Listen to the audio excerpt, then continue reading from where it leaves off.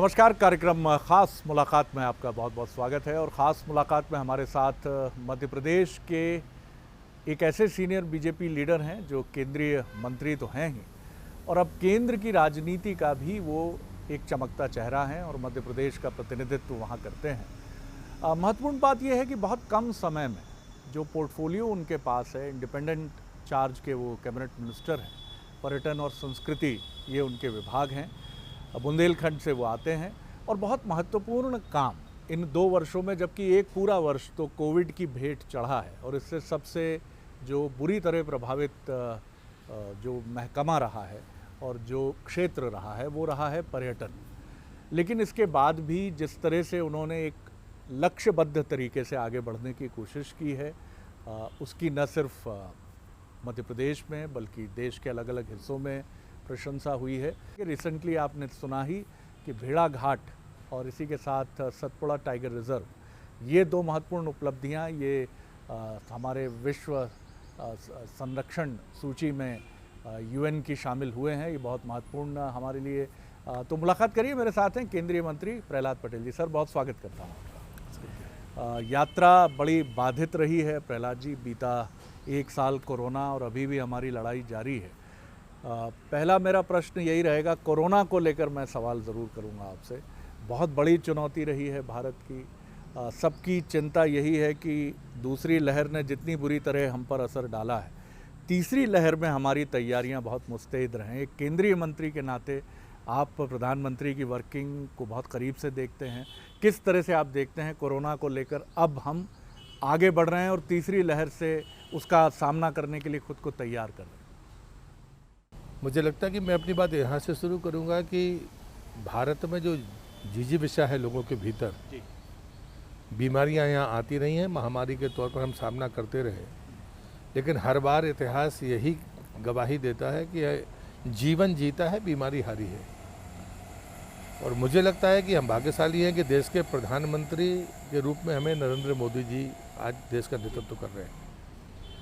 हम अगर पहले बीमारी को देखें, जब कोरोना का पहला फेज़ आया था, तब इस देश में मास्क नहीं था, पीपी किट नहीं थी, वेंटिलेटर 10,000 से भीतर थे, तमाम चीज़ें जो ज़रूरत की होती हैं वो नहीं थी।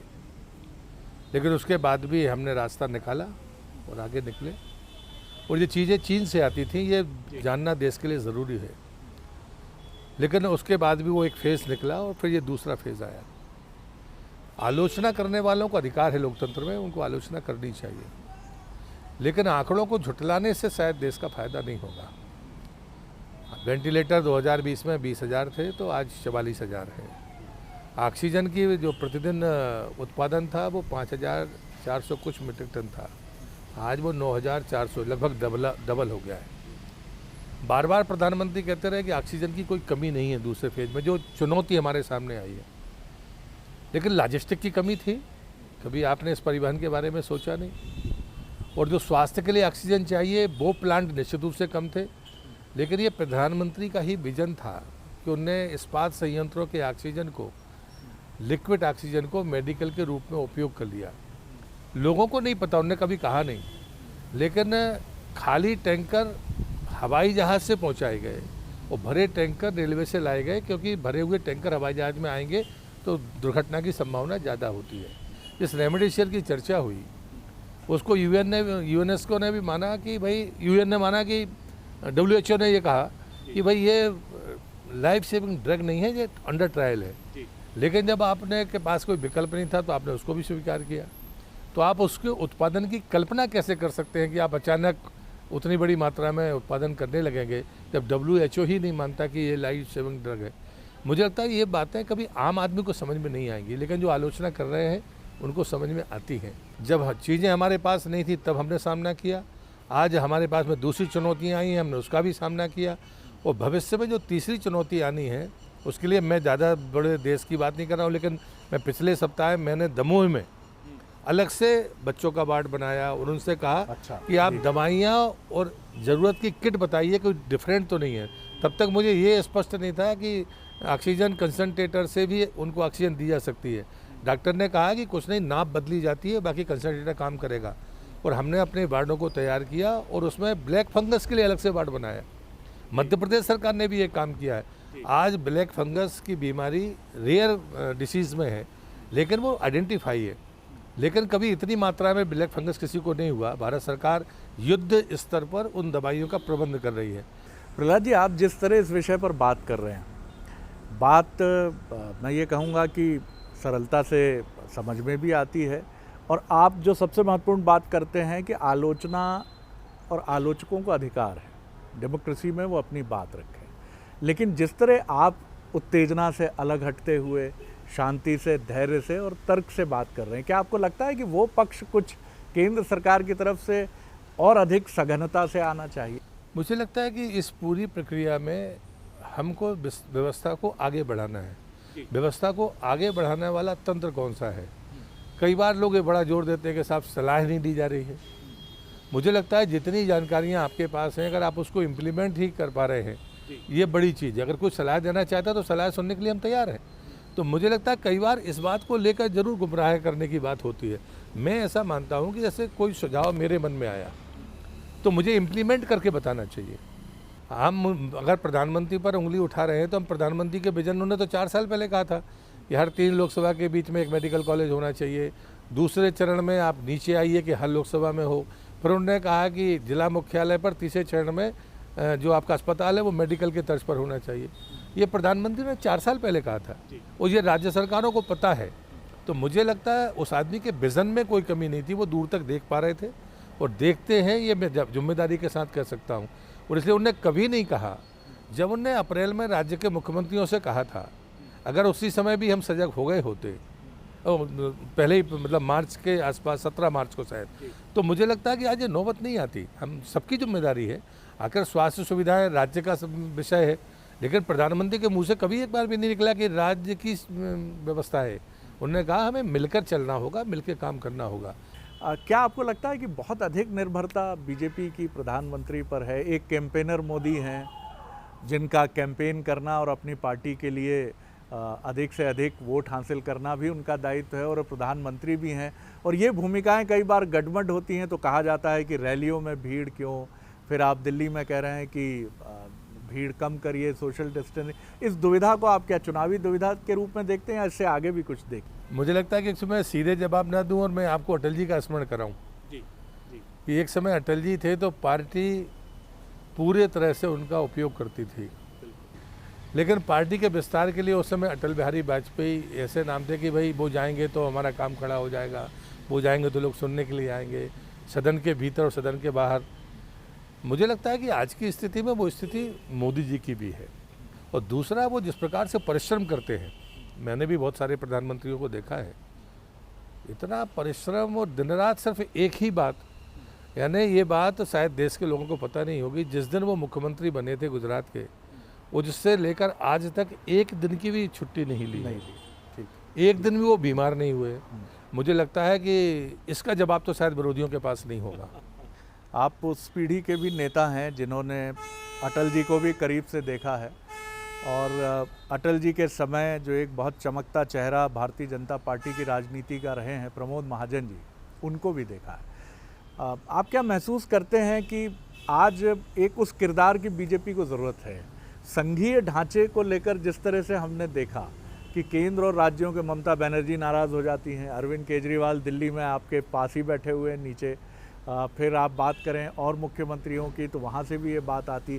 क्या इसको भी आप एक कॉन्स्पिरेसी के तौर पर देखते हैं जिसे बीजेपी के खिलाफ इस्तेमाल किया जा रहा है, या आपको लगता है कि गुंजाइश है कुछ और, दोनों पक्षों को और ज़्यादा सामने आना चाहिए? उन लोगों को, जो लोग ये इस पर दुष्प्रचार करते हैं, उन्हें समझना पड़ेगा कि अटल जी की सरकार गठबंधन की सरकार थी। ये गठबंधन की सरकार नहीं है। हमारे राज्य के मुख्यमंत्री भी हैं जो अन्य मुख्यमंत्रियों से ज़्यादा लोकप्रिय और ज़्यादा मेहनती या विजनरी हैं। तब की परिस्थिति में और अब की परिस्थिति में तुलना कहीं से नहीं हो सकती है। और इसलिए लोकतांत्रिक ढांचे में जब आपके पास में सदन में बहुमत है, बाकी जगह पर आपकी चीज़ें स्पष्ट हैं, तो संवाद तो लोकतंत्र में हम हमेशा मानते हैं कि राज्य और केंद्र के संबंध अच्छे होने चाहिए, और इस मामले में प्रधानमंत्री कभी कटौती नहीं करते। तमाम आलोचना, कड़ी आलोचना और विरोधों के बावजूद भी वो मुख्यमंत्री को मुख्यमंत्री की तरह ही ट्रीट करते हैं। मुझे नहीं लगता कि कभी ऐसी कोई उदाहरण ऐसा प्रस्तुत हो कि उन्हें इससे बात नहीं, जबकि लोगों ने मर्यादा तोड़कर उनके खिलाफ आलोचना की है। उसके बाद भी उन्होंने उनसे बात की। तो क्या आप इस तरह भी देखते हैं कि बीजेपी अपनी लोकप्रियता की कीमत भी चुका रही है? नहीं, स्वाभाविक तरीके से कुछ लोगों ने ये तय कर रखा है, उसमें खासकर मैं कांग्रेस को कहूँगा जी, कि वो अपने वजूद को ख़त्म करने की कीमत पर भी वो बीजेपी का नुकसान चाहते हैं। और ये राहुल गांधी ने बंगाल के विजय के बाद टिप्पणी करके साबित कर दिया कि हम बर्बाद हो गए, हम जीरो पे पहुंच गए, लेकिन आपने भाजपा को हराया, इसलिए हम आपको बधाई दे रहे हैं।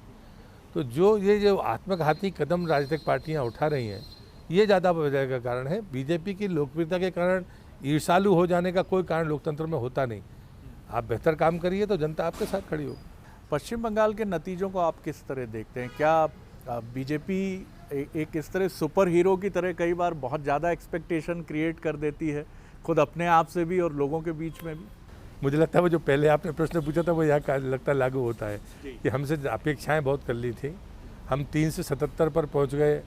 बीजेपी जहाँ 3 पर थी, पहले तो 0 थी, 3 पर थी, वो 77 पर पहुँचकर ताकतवर प्रतिपक्ष के रूप में गई है। लोकतंत्र में ऐसी मिसाल कम मिलेगी, लेकिन ऐसा बना लिया गया था कि जब भाजपा तो जो परसेप्शन बना है बीजेपी के बारे में कि वो तो जीतेगी ही, शायद उस कारण से ऐसा मुझे लगता है। इस वजह से मैं आपके डिपार्टमेंट की तरफ आता हूँ। बहुत हाथ बंधे रहे हैं आपके, लेकिन फिर भी जो आपकी उपलब्धियाँ हैं वो ये बताती हैं कि आप सूचीबद्ध रूप से एक एजेंडा तय करके अपने डिपार्टमेंट को लेकर आगे बढ़े हैं। और मध्य प्रदेश के लिए ये बड़ा गौरव का विषय है कि वो ना आपकी दृष्टि से ओझल है, और ना ही मैं ये कहूँगा कि ऐसा भी नहीं है कि सिर्फ मध्य प्रदेश पर ही आपका पूरा फोकस है। आप लगातार प्रयास कर रहे हैं, ख़ासतौर से हमारा बुंदेलखंड रीजन जो बहुत उपेक्षित रहा है। किस तरह से, पहले मैं आपकी योजनाओं के बारे में जानना चाहूँगा, क्योंकि भले ही ये समय चुनौतीपूर्ण है, लेकिन मैं स्मेल कर रहा हूँ कि आने वाला वक्त बहुत बेहतर होगा, जैसा आपने भी कहा। मुझे लगता है कि अगर हम देश का परिप्रेक्ष्य पूरा देखते हैं तो जो हमारी सांस्कृतिक विरासत है, या तो वो दक्षिण में सुरक्षित है या बुंदेलखंड में सुरक्षित है। मतलब आप इतिहास के पन्नों को पलटेंगे तो दुर्गावती की शहादत के पहले मुगल कभी इस क्षेत्र में घुस नहीं पाए। उसके 100 वर्ष बाद, छत्रसाल बुंदेला के बाद कभी मुगल नहीं घुस पाए। अगर शेरशाह सूरी आखिरी व्यक्ति था जो जाकर वहाँ पर उसने हमला किया, लेकिन वो जीत तो गया कालंजर का किला, लेकिन वहीं पर मारा गया। उसके बाद से कभी आक्रमण हुए नहीं। यहाँ जो विरासत थी वो कई जगह टूटी रही, लेकिन सुरक्षित रही, और गुप्त काल से लेकर लगातार यहाँ पर चीज़ें मिलती हैं, लेकिन उस दृष्टि से उनको महत्व नहीं मिला। अगर हम खजुराहो की बात करें तो खजुराहो को अगर विश्व विरासत है वो, लेकिन प्रधानमंत्री ने कहा कि कम से कम आइकनिक साइट्स तय करिए। अब उदाहरण उन्होंने दिया सबसे बढ़िया स्टैच्यू ऑफ यूनिटी का, कि वो बनता है, दुनिया में सबसे ऊंचा बन जाता है, और उसके बाद फुटफॉल भी बढ़ जाता है। और हम जन सुविधाओं की चिंता करते हैं तो वर्ल्ड क्लास चिंता करते हैं। तो ठीक है, हमारे पूर्वज हमको थाती के रूप में विरासत देकर गए हैं, लेकिन हम उसके बारे में आगे कुछ कर पाए क्या? तो वो खजुराहो का जो संकुल है मंदिरों का, वो यथास्थिति में खड़ा है, लेकिन हमने शायद कुछ गलतियां की हैं जो सरकारें रही हैं। मैं किसी पर आरोप नहीं मढ़ना चाहता, लेकिन हमने वर्ल्ड क्लास जो कनेक्टिविटी होनी चाहिए थी, वहाँ पर आयोजन का केंद्र होना चाहिए था, बाकी चीज़ें हमको जोड़नी चाहिए। चीज़ें स्थिर नहीं रहेंगी, समय के साथ डिमांड भी बढ़ेगी और आपको उनकी ज़रूरतों को पूरा करना पड़ेगा। मैं आपके माध्यम से इस बात को इसलिए कहूँगा कि हम किसी की आलोचना ना करें, लेकिन ये बात ज़रूर है कि आने वाली पीढ़ी को समझना पड़ेगा। पैसा कमाने से आप संपन्न हो सकते हैं, साधन संपन्न हो सकते हैं, लेकिन आप वैभवशाली नहीं हो सकते। समृद्धशाली होने के लिए आपके पास में विरासत चाहिए, और जितनी चीज़ें लंबे समय तक आपके साथ चलती जाएंगी वो बेशकीमती होती जाएंगी।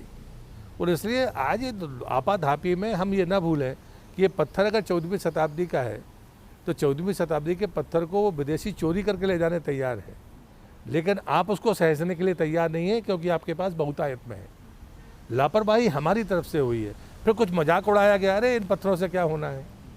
लेकिन ये सच है कि देशों के बाहर मूर्तियाँ चोरी गई हैं। मैं आपको एक आंकड़ा देता हूँ, 54 चीज़ें वापस आई हैं आज़ादी के बाद से अब तक, 54 मूर्तियाँ, जिसमें 2014 के बाद 41 आई।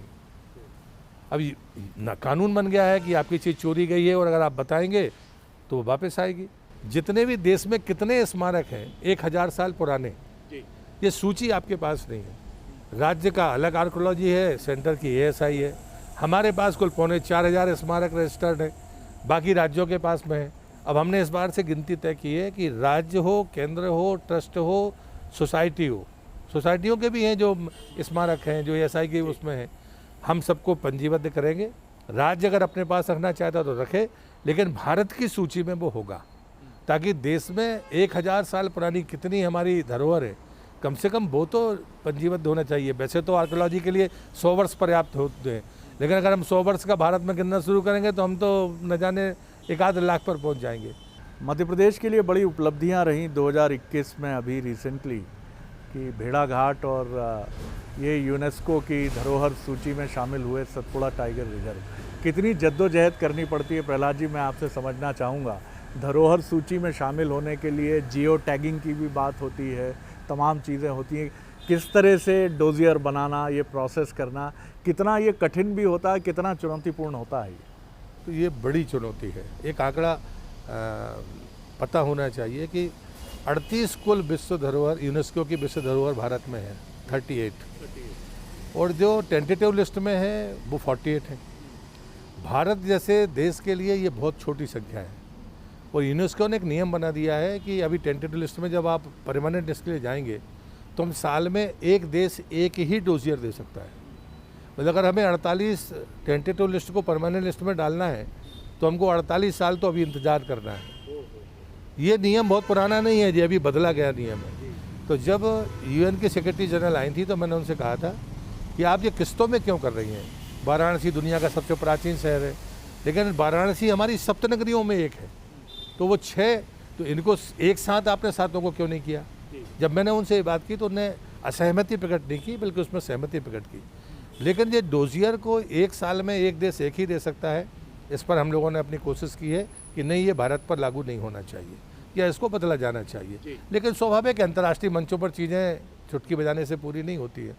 दूसरा, जब टेंटेटिव लिस्ट में चीज़ें आती हैं तो बाद में परमानेंट लिस्ट में जाने के लिए डोजियर तैयार होता है और राज्यों की उसमें भूमिका होती है।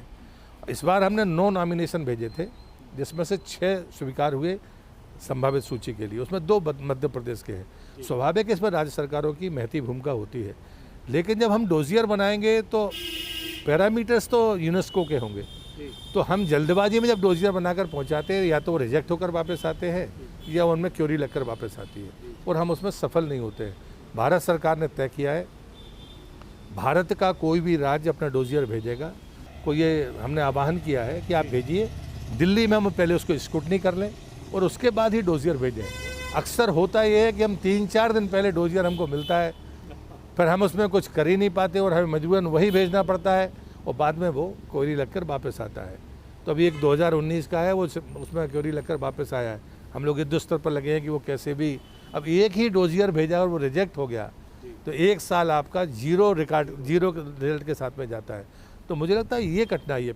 यूनेस्को की सूची में आने से अंतर्राष्ट्रीय स्तर पर वो पर्यटन स्थल केंद्र बिंदु बना। क्या आपको लगता है कि राज्य सरकारों को भी अपना बजट फिर ऐसे पर्यटन स्थलों के लिए जो ऐसी सूची में आते हैं बढ़ाना चाहिए, और ज़्यादा वहाँ पर्यटकों का आगमन हो ये सुनिश्चित करने के लिए और व्यवस्थाएं करनी चाहिए? क्या ऐसी कवायद भी एक इंटरलिंक्ड नहीं होनी चाहिए प्रहलाद जी? निश्चित मुझे लगता है कि आप लोगों को भी चर्चा छेड़नी चाहिए। बिल्कुल ठीक है। उदाहरण के लिए मैं कहूँ कि क्या होता है कि जब मैं कहता हूँ जबलपुर, तो ऐसा लगता है जैसे मैं जबलपुर में रहता हूँ इसलिए मैं जबलपुर की बात कर रहा हूँ। मैं जब नर्मदा की बात करता हूँ तो मैं नर्मदा परिक्रमा वासी हूँ तो मैं नर्मदा की बात करता हूँ। अगर मैं बुंदेलखंड से सांसद हूँ तो मैं बुंदेलखंड की बात कर रहा हूँ। सच ये नहीं है, सच ये है कि मैं संयोगवश बुंदेलखंड से सांसद हूँ। वहाँ जाने के बाद में मुझे गर्व हुआ कि मैं जहाँ पर आया हूँ वहाँ विरासत इतनी बड़ी है। पहले मुझे नहीं पता था, ये मुझे स्वीकारने में कोई संकोच नहीं है, लेकिन जितनी संपन्न चीज़ें वहाँ पर हैं वो अंदाज़ा मुझे नहीं था। मतलब हिंदी साहित्य का दमोह इतना बड़ा सेंटर है, कबीर के परंपराओं का 350 साल पहले संत जुड़ीराम हुए हैं जो टॉप 3 में हैं, और उसके बाद में वहाँ पर एक मिस्त्री हुए हैं राइटर। जब उनका निधन हुआ तो हजारीलाल द्विवेदी जी ने लिखा था कि हम उनके पासंग पर नहीं है, उनको भी 127 साल हो गए। तो मुझे लगता है कि इन चीज़ों को कभी आपने नहीं सुना होगा कि दमोह में भी कोई ऐसी चीज़ें हैं। तो ये जो चीज़ें हैं, ये चीज़ें वहाँ जाने के बाद हमें पता चली और हम उनको पार्लियामेंट में उठाते रहे। मेरा कहने का आशय ये है कि हमें ये तय करना पड़ेगा कि जबलपुर इतने से खुश ना हो आप जबलपुर से 200 किलोमीटर किसी भी रास्ते पर जाइए, आपको वहाँ एक टाइगर रिजर्व मिलेगा या रिजर्व फॉरेस्ट मिलेगा या चीता अभ्यारण्य मिलेगा। अभी जो देश का पहला चीता अभ्यारण्य है वो मेरी कॉन्स्टिट्यूंसी में नोटिफाइड हुआ है। दूसरा मैं क्वेश्चन करता हूँ कि जो प्रॉपर्टी है, जियोलॉजिकल प्रॉपर्टी है, वहाँ पर लमेटा घाट है जो उसमें जुड़ा है, वो पृथ्वी के बनने के समय की चट्टानें मानी जाती है। और जो वर्ल्ड जियोलॉजी कहती है, हम नहीं कह रहे, लमेटा ट्रैप वर्ल्ड जियोलॉजी का वर्ड है, वो जबलपुर है। दूसरा जो चेंज है, जियोलॉजिकल चेंज आया है, वो संगमरमर की चट्टानें, वो 70 से 80 हज़ार करोड़ वर्ष पुरानी है। उसके बाद में फिर 20,000 से 30,000 वर्ष का घुघवा नेशनल पार्क है, जहाँ पर फॉसिल ब्लॉक जिसको हम कहते हैं। तो ये 3 बड़े परिवर्तन हैं। 27 प्रजातियाँ मानी जाती हैं डायनासोर की, जिसमें 16 से 17 होशंगाबाद से लेकर जबलपुर के ट्रैप पर मिलती हैं, उनके फॉसिल्स मिलते हैं। इतनी बड़ी प्रॉपर्टी हिंदुस्तान में, जियो प्रॉपर्टी किसी देश के किसी भी राज्य के पास नहीं है, लेकिन क्या हम ब्रांडिंग कर पाए? अगर हम बायोडाइवर्सिटी की बात करें, प्लांट वेराइटीज़ की बात करें, तो एक पत्ते का पलाश सिवनी के जंगल के अलावा कहीं नहीं है। मतलब ऐसी चीज़ें मैं जो मैंने पढ़ी हैं उसके आधार पर मैं कह रहा हूँ। मुझे लगता है कि हम इतने पैरामीटर्स पर फिट हैं, हम इतने अवार्ड्स ले सकते हैं जिसकी कभी कोई कल्पना नहीं कर सकता। तो चीज़ें हमारे पास हैं। पचमढ़ी से नीचे आते हैं तो एक जगह है जहाँ पर नर्मदा मानव का फासिल मिला था, और हम ये मानते थे कि 12,500 साल पुराना है। अभी जब वो जर्मनी और बाकी जगह से उसकी रिपोर्टिंग आई तो वो 70,000 साल पुराना है, और एकमात्र वो किसी महिला का फासिल है, और नर्मदा मानव के नाम पर वो खोपड़ी मानी जाती है, वो भी नर्मदा के किनारे था। तो आपके पास में चीज़ें हैं। कल आपको किस तरीके से आपको उसका अवार्ड मिलेगा ये आपको नहीं पता, लेकिन हमको सजग होना चाहिए, ऐसा मैं ज़रूर कहूँगा। 1-2 मध्य प्रदेश और राजनीति से जुड़े प्रश्नों के साथ समाप्त करूंगा बात। दमोह चुनाव को लेकर बड़ी बातें हुई, वहाँ भी क्या एक्सपेक्टेशंस कुछ ज़्यादा हो गई थी या प्रत्याशी चयन था? और आपके एक बड़े नेता मलैया जी भी बड़े सुर्खियों में रहे उसको लेकर, हालांकि अब मामला सब पैचअप की तरफ है। किस तरह देखते हैं आप? भारतीय जनता पार्टी का पूरा संगठन वहाँ मौजूद था, और इसलिए मुझे लगता है कि टुकड़ों में किसी को समीक्षा नहीं करनी चाहिए। प्रदेश अध्यक्ष वहाँ थे, संगठन महामंत्री थे, सह संगठन महामंत्री थे, अनेक बार मुख्यमंत्री जी गए हैं, बाकी पूरे सारे लोग थे। चुनाव की समीक्षा चुनाव परिणामों के बाद भाजपा की एक परंपरा है, और उसके बाद की गतिविधियों को हम लोग पार्टी के फोरम पर ही समाप्त कर देते हैं। और चूँकि मैं वहाँ का सांसद हूँ, टिप्पणियाँ मुझ पर भी हुई हैं, इसलिए मैं इस पर टिप्पणी करना नहीं चाहता। ये बताइए सर कि मध्य प्रदेश ने कोरोना से जो लड़ाई लड़ी है, बहुत शुरू में बहुत बैडली इफ़ेक्टेड स्टेट में रहा, लेकिन हमने बहुत अच्छी पहल की है, और आज हम करीब 7 के आसपास संक्रमण दर पे आ गए हैं, और लगता है कि जल्दी हम 5 से नीचे पहुंच जाएंगे, सिंगल डिजिट हम आ चुके हैं। किस तरह आप मध्य प्रदेश की इस लड़ाई को देखते हैं? और रूरल एरियाज़ में भी मध्य प्रदेश माना गया है कि कंटेम्प्रेरी राज्यों की तुलना में वहाँ काफ़ी अच्छी स्थिति बनाने की कोशिश हुई और लोगों को जागरूक करने की भी पहल हुई। मैं इसमें सबसे बड़े ग्रामीण क्षेत्र की सफलता के पीछे किल कोरोना अभियान जो मध्य प्रदेश सरकार का है, मैं उसको बधाई देता हूँ मध्य प्रदेश सरकार को। उनने जो किट बनाई उसमें एक गोली तो बड़ी महंगी है, लेकिन उसके बावजूद भी शुरुआती दौर में उसकी कुछ अड़चनें मुझे दिखी थी, लेकिन बाद में किट में वो पूरी किट वहाँ पर पहुँची, नंबर 1। दूसरा, जैसे ही फेज़ महानगरों का काबू में आया, क्योंकि बीच में जो ऑक्सीजन की बातों को लेकर जो जिस प्रकार से चीज़ें गड़बड़ाई, वो वास्तव में हाइपर होकर लोग गए। मैं दमोह की मेरी जो घटना जिसके में मैंने 24 घंटे बहुत गालियाँ खाई, तो पर मैंने कभी नहीं माना कि वो गलत थी, क्योंकि सिलेंडर लूटे गए और बाद में डॉक्टरों को थाने जाना पड़ा और उनकी कुछ सुनने के लिए तैयार नहीं था। लेकिन जब हमने उसकी सर्चिंग कराई तो अस्पताल के भीतर ही 46 सिलेंडर जब्त हुए और शहर से 22 हुए।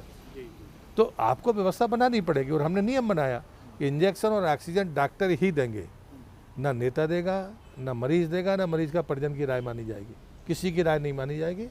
हमारे यहाँ 24 घंटे में हम काबू में रहे।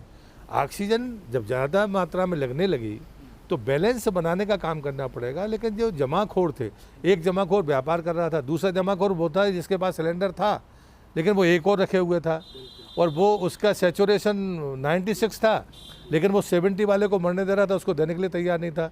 डॉक्टर थोड़ी झगड़ा करेगा। ये जो व्यवहारिक समझ ना होना या जो लालच था या ताकत दिखाने की जो कोशिश थी, इसने उस व्यवस्था को बिगाड़ा। सरकार ने सख्ती की, मुख्यमंत्री ने भी इस मामले में गतिविधियाँ तेज की, और मुझे लगता है वो बहुत 7 दिन के भीतर चीज़ें ख़त्म हो गई। अब ऐसे केस दिल्ली में आ रहे हैं, मैं कल था दिल्ली में, जिनके फेफड़ों में छेद हो गया क्योंकि उनने बिना फ्लोमीटर के, बिना अनुमान के ऑक्सीजन जो ली है उससे फेफड़े ख़राब हुए। अब ये बात गुलेरिया जैसे लोग कहते रहे कि भाई आप इन चीज़ों से बचिए, सावधान रहिए, अपने मन से मत करिए, डॉक्टर को करने दीजिए, इसमें कहीं ना कहीं जो लोगों ने गड़बड़ी की है उससे बड़े नुकसान हुए। उमा भारती जी ने अभी रिसेंटली ट्वीट करके सक्रिय राजनीति की मंशा को, कई ट्वीट उनके आए हैं जिसमें विस्तार से उन्होंने अपनी बात की है। निश्चित तौर पर एक ऐसी नेता हैं जिनके व्यक्तित्व को, कृतित्व को आपने भी बहुत करीब से जानते समझते हैं आप, इस पर आप क्या? मुझे लगता है ये उनका निजी फैसला है। जब उन्होंने चुनाव न लड़ने का फैसला किया तो उनका फैसला है। मुझे नहीं लगता कि कोई उनका सलाहकार है, फैसला तो नहीं करना है। तो उनकी राय अगर सक्रिय राजनीति में आने की है तो कम से कम मुझे तो कोई इतराज़ नहीं है, इतना ही कहना ठीक होगा। प्रहलाद जी बहुत धन्यवाद, बहुत शुक्रिया और बहुत शुभकामनाएं। मैं आपको भी बहुत धन्यवाद देता हूँ। आप एक ठहरे हुए राजनेता हैं और ये आपने इवॉल्व किया है एक राजनेता के तौर पर अपने को। आपकी यात्रा को मध्य प्रदेश का होने की वजह से हम लोगों ने करीब से देखा है, एक पत्रकार के नाते भी और एक राजनीति विज्ञान के विद्यार्थी के नाते भी। तो मैं लगातार आपको एक इवॉल्व पॉलिटिशियन के तौर पर देख रहा हूँ।